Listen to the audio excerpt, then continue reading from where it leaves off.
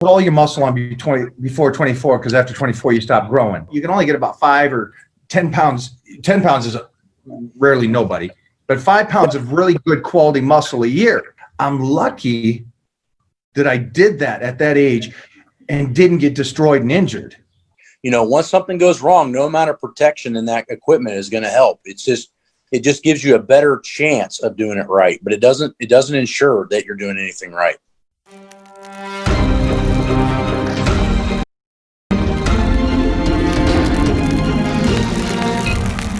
Right. I got to say something. It just gave me tingles again. When I was a kid, and I talked about this, I was told, hey, you got to put all your muscle on before 24, because after 24 you stop growing. So I really rushed to get as big as I possibly can. But then something else I heard was you can only really put in you can only get about 5 or 10 pounds. 10 pounds is rarely nobody, but 5 pounds of really good quality muscle a year. Mm-hmm. And I remember hearing that, and for some reason I thought, if anybody hears that, and I'm 13 years old when I heard that, he goes, you can only put on 5 pounds of muscle. Now, obviously, I was a teenager, a very young teenager at that point, 13, so I could put on more than that just because of puberty. But a person can't put on more than 5 pounds, they always say. Yep. Somebody hears that disappoints everybody. You can only get 5 pounds, but like you can only get 100 pounds stronger in 8 years? Forget it. I'm giving up. Yep. I can only get 5 pounds of muscle a year? Forget it. It will take too long. Yep. But why did we go the one way when everybody goes the other way? It's because everything we were built on was built on work ethic. It was built on, we didn't care about how long any of it was going to take. We saw the end goal. We kept it in mind. We put our head down and we just trained our asses off and we let it go where it went, versus trying to always have this goal orientation of what, if you didn't get what you thought out of this year, well, screw it. And I think that's half the reason in almost every aspect in life that people don't make the money they want to make. They don't get as strong as they want to get. They don't go to college and push themselves. I mean, if I would have started in, my freshman year and realized it was going to take me 6 years to get my master's, for most people, they won't even start college when they think about 6 years of education to get to that point. So I think you find that a lot of people that are very successful tend to have long-term thought processes. We tend to overestimate what we can get done in 1 year and underestimate what we can do in 5. It's a great point. It's weird that you and me, as teenagers, had the same mindset. Yeah. And I guess it goes around that we were around the right people, and then we had the right mindset to be around those right people. Because you're going to be talking about books today, and my book has nothing to do with health and fitness. Mm-hmm. Absolutely zero to do with health and fitness. Everything to do with mind process. Yeah. And our own beliefs. Yeah. Where does it start, though? That's where it starts. So actually it is about health and wellness if you read the context, right? Well, yeah, it's my book is The 4 Agreements, and it's a great book, but one of the points of it talks about beliefs and what your beliefs are because of where you're born and who your parents are and what their beliefs are, and those are impressioned onto us, and so on and so forth, and you keep going and those beliefs. It's interesting that my beliefs about health and fitness was, it's going to be a long road, and I'm going to outwork everybody, and I'm going to stay in it longer than anybody else. Mm-hmm. And it seems that way to you as well, because at 19 years old, squatting 700 pounds, every kid in the universe right now would go, if I could do 700 by, and again, that's a 700 in competition lift with perfect form, you would think you're going to squat 1,000 in 2-3 years. Mm-hmm. Yeah. But see, here's the deal. At 19, I'd already been lifting for 6.5 years. So I was already at 19 years old, used to the grind.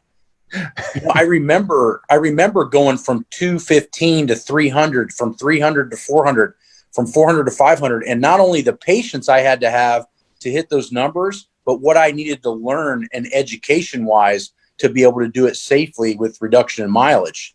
No shortcuts, in technique. You know, you've watched me do big lifts and the form is flawless. And that was the only way I was going to be able to hit those world records. There was no shortcuts for me.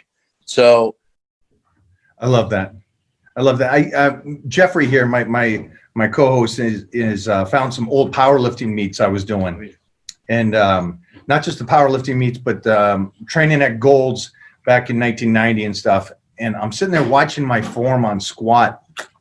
And I go, wow, I wish I could slap myself at that age and go, settle down. What are you doing? Yeah. Because I was that big farm boy that went in and I said, I'll freaking lift it. Yeah. And it wasn't the prettiest, you know, a little bump from the knees, maybe my ass kicked up. Maybe my ass kicked up quicker on deads as well.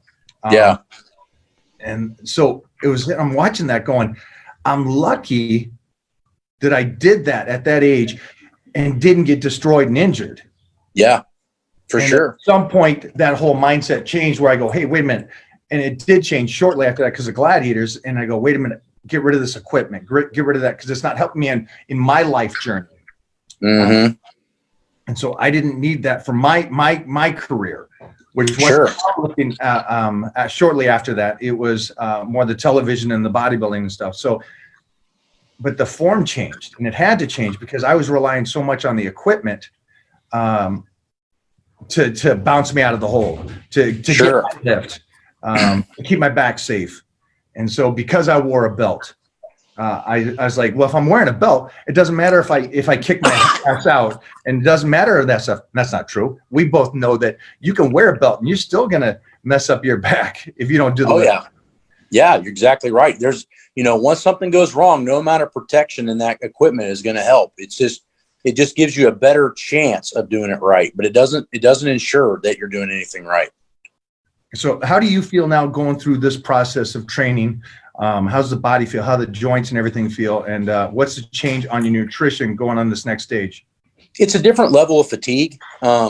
You know, I think that my muscles are more fatigued than my neurological system now because the weights that I'm doing obviously are not heavy to me, but the amount of reps in the 15s and doing 30-second pauses at the bottom of like deadlifts and squats and good mornings and things like that are just a completely different taxing environment, which, you know, I love different, so it soaks it up. But really the diet has just gotten to the point where we were talking is I just don't have the feeling of doing any cheat meals anymore. That took me probably about 24 months to actually kick out. And then my gut biome, or, you know, the way my body digests food changed so much that even when I did have something I wasn't supposed to have, I didn't feel good. So there was no reinforcement to have it. Right. So that was a huge change and transition. And then, you know, just being as regimented and as disciplined in my eating as I am in my training. So for me, you know, I knew that the professional level powerlifting of those numbers had to stop at some point before injuries occurred. So how do I challenge myself? Well, I challenge myself with diet. I challenge myself with better resting habits. And I challenge myself with higher repetitions with technical proficiency and understanding that, you know, work capacity and being in shape is what's going to keep me around the next 20 years and keep me jacked, you know? That's a given. Tell me about you said you got some books that you brought in today. Tell me about Yeah. So let's go back here. Let me grab them real quick. So we got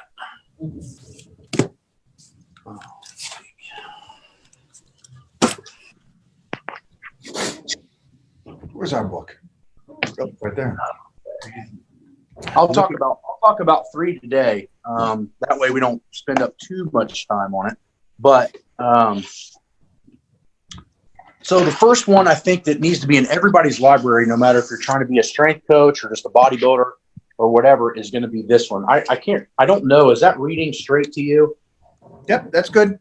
Okay, so this is the NSCA's kind of Bible of strength conditioning. So as far as a full-blown text of normal information, I would say this book needs to be in your library. You can see the amount of notes that I have in this, and that's only the beginning. But this book right here, you have to memorize a lot of what's important in this to be a high school, college, or professional strength coach, meaning there's a lot of physiology, there's a lot of technical knowledge in this. And it's all been written by a lot of the top professors in the world and some strength coaches. So that to me is probably the number one book that most people need to have. But then the knowledge can't stop there, because what I find one of the Achilles heels of the NSCA is they only follow a lot of Western research. Well, you and I both know that we really didn't start studying strength training till about 85 here. So that left the first 25 years of extreme understanding of strength training to the Western or the Eastern Bloc countries of East Germany, Bulgaria, and Russia. So when you go into that particular scenario, this is the book of which everything Louis Simmons ever talked about in conjugate training ever came from. This is the book. So the guy that basically wrote this book, you can see at the bottom, Vladimir Zatsiorsky, he was the runner or the president of the Central Institute of Physical Culture in Moscow over all Olympic sports. So this book has some really crazy ideas to the average person that have probably never seen. But if you ever look at my manuals or listen to me talk about training, you're probably going to see it pretty close to verbatim out of this book translated from Soviet text. Now, another book that's very in-depth in knowledge and almost can only be used as kind of a glossary because it's so in-depth in knowledge, and even every time I pick it up, I learn something new, and I have a master's degree, is Mel Siff's Super Training. So Mel Siff's Super Training book is a book very similar to Science and Practice by Zatsiorsky, but dove way further into the research. Now, we ask ourselves now, why study the Soviets? Why study Eastern Bloc countries? Why study this? And the reason is control. So what they understood is you can't write a paper without taking away variables. So if you're living in a barrack and you're told when to eat, when to sleep, and when to train, the chances of you being successful in what you're doing is much higher than just showing up at the gym for an hour a day and thinking that it's a 1.5 hour per day commitment to being excellent in Olympic sports or professional sports, whereas the Soviets and Eastern Bloc countries looked at it as a 100% full-time 24-hour day job. And that's why they had the best research, is because they had the most control of the variables.